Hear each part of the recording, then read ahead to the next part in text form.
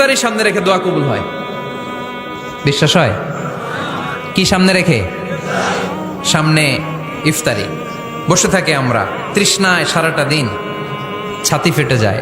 আল্লাহ দেখে, দেখতে দেখতে আল্লাহর একটা সফট কর্নার তৈরি হয়। এটাই সুযোগ কাজে লাগানোর, ঠিক কিনা?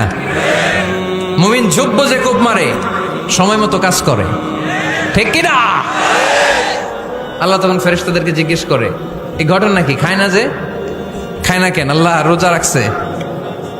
এগুলো কি? রোয়াবজা, পেঁয়াজ, আলুর চপ, বেগুনি, মুরগির রান খায় না। খায় না কেন? ওরা যে ক্ষুধার্ত, আল্লাহ আপনার ভয়ে। তাই কি চায়? আল্লাহ আপনার কাছে ক্ষমা চায়। ক্ষমা চায়, আল্লাহ রহমতের দরিয়ায় জোশ খেলে যায়। আল্লাহ তখন বলে, আমারে দেখছে নাকি ওরা? ফেরেশতারা বলে, না দেখে নাই। আমার জান্নাত জাহান্নাম দেখেছে? না দেখে নাই। আমারে না দেখে, জান্নাত জাহান্নাম না দেখে আমার এত ভয় করে। যাও, আজকের এই রোজার বিনিময়ে এখন বান্দা যা চাইবে সব কবুল করে নেব।